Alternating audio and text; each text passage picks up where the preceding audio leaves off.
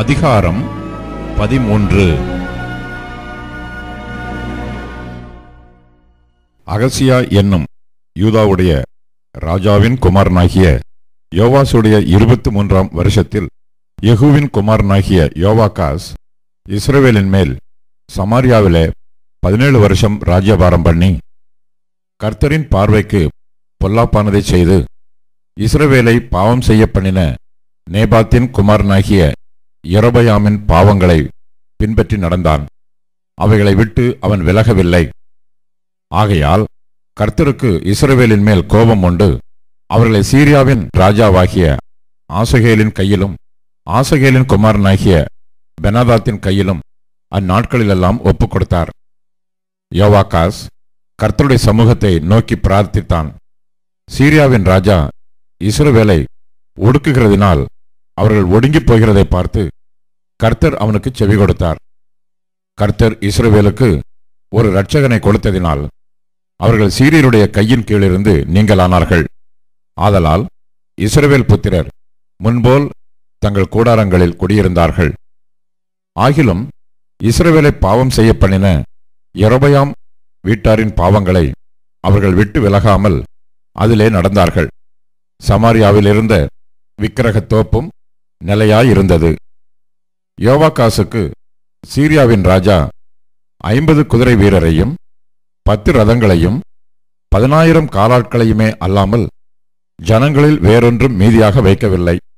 அவன் அவர்களை அழித்து போரடிக்கும் இடத்து தூளை போல ஆக்கிப்போட்டான். யோவாகாசின் மற்ற வர்த்தமானங்களும் அவன் செய்தவை யாவும் அவனுடைய வல்லமையும் இஸ்ரவேல் ராஜாக்களின் நாளாகம புஸ்தகத்தில் அல்லவோ எழுதியிருக்கிறது.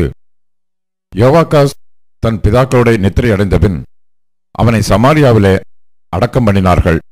அவன் குமாரனாகிய யோவாஸ் அவன் ஸ்தானத்தில் ராஜாவானான். யூதாவின் ராஜாவாகிய யோவாசுடைய 37ஆம் வருஷத்தில் யோவாகாசின் குமாரனாகிய யோவாஸ் இஸ்ரவேலின் மேல் ராஜாவாகி சமாரியாவிலே 16 வருஷம் ராஜ்யபாரம் பண்ணி கர்த்தரின் பார்வைக்கு பொல்லாப்பானதை செய்தான். இஸ்ரவேலை பாவம் செய்ய பண்ணின நேபாத்தின் குமாரனாகிய யெரொபெயாமின் பாவங்களை விட்டு விலகாமல் அவைகளிலெல்லாம் நடந்தான். யோவாசின் மற்ற வர்த்தமானங்களும் அவன் செய்தவை யாவும் அவன் யூதாவின் ராஜாவாகிய அமத்சியாவோடு யுத்தம் பண்ணின வல்லமையும் இஸ்ரவேல் ராஜாக்களின் நாளாகம புஸ்தகத்தில் அல்லவோ எழுதியிருக்கிறது. யோவாஸ் தன் பிதாக்களுடைய நித்திரை அடைந்தபின் யெரொபெயாம் அவன் சிங்காசனத்தில் வீற்றிருந்தான். யோவாஸ் சமாரியாவில் இஸ்ரவேலின் ராஜாக்களிடையிலே அடக்கம் பண்ணப்பட்டான். அவன் நாட்களில் எலிசா மரணத்துக்கு ஏதுவான வியாதியாய் கிடந்தான். அப்பொழுது இஸ்ரவேலின் ராஜாவாகிய யோவாஸ் அவனிடத்துக்கு போய் அவன் மேல் விழுந்து அழுது, என் தகப்பனே, என் தகப்பனே, இஸ்ரவேலுக்கு ரதமும் குதிரை வீரருமாய் இருந்தவரே என்றான். எலிசா அவனை பார்த்து, வில்லையும் அம்புகளையும் பிடியும் என்றான். அப்படியே வில்லையும் அம்புகளையும் பிடித்து கொண்டான். அப்பொழுது அவன் இஸ்ரவேலின் ராஜாவை நோக்கி, உம்முடைய கையை வில்லின் மேல் வையும் என்றான். அவன் தன் கையை வைத்தபோது எலிசா தன் கைகளை ராஜாவுடைய கைகள் மேல் வைத்து, கிழக்கே இருக்கிற ஜன்னலை திறவும் என்றான். அவன் அதை திறந்தபோது எலிசா எய்யும் என்றான். இவன் எய்தபோது அவன், அது கர்த்தருடைய ரட்சிப்பின் அம்பும் சீரியரினின்று விடுதலையாக்கும் ரட்சிப்பின் அம்புமானது. நீர் ஆப்பக்கிலே சீரியரை தீர முறிய அடிப்பீர் என்றான்.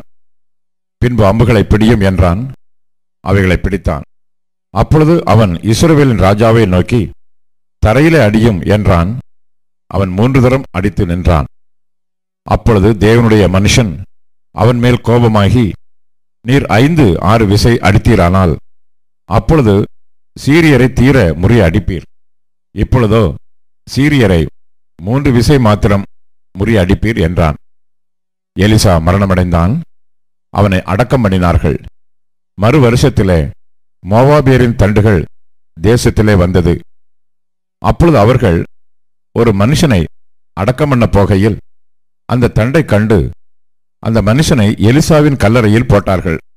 அந்த மனுஷனின் பிரேதம் அதிலே விழுந்து எலிசாவின் எலும்புகளின் மேல் பட்டபோது அந்த மனுஷன் உயிரடைந்து தன் கால்களை ஊன்றி எழுந்தான். யோவாகாசின் நாட்களிலெல்லாம் சீரியாவின் ராஜாவாகிய ஆசகேல் இஸ்ரவேலை ஒடுக்கினான். ஆனாலும் கர்த்தர் அவர்களுக்கு இறங்கி ஆபிரகாம், ஈசாக்கு, யாக்கோபு என்பவர்களோடு செய்த தமது உடன்படிக்கையின் நிமித்தம் அவர்களை அழிக்கச் சித்தமாயிராமல் அவர்களை இன்னும் தம்முடைய முகத்தை விட்டு தள்ளாமலும் அவர்கள் மேல் மனதுருகி அவர்களை நினைத்தருளினார். சீரியாவின் ராஜாவாகிய ஆசகேல் இறந்து போய் அவன் குமாரனாகிய பெனாதாத் அவன் ஸ்தானத்திலே ராஜாவான பின்பு யோவாகாசின் குமாரனாகிய யோவாஸ் ஆசகேலோடு யுத்தம் பண்ணி தன் தகப்பனாகிய யோவாகாசின் கையிலிருந்து பிடித்து கொண்ட பட்டணங்களை அவன் குமாரனாகிய பெனாதாத்தின் கையிலிருந்து திரும்ப பிடித்து கொண்டான். 3 விசை யோவாஸ் அவனை முறியடித்து இஸ்ரவேலின் பட்டணங்களை திரும்ப கட்டிக்கொண்டான்.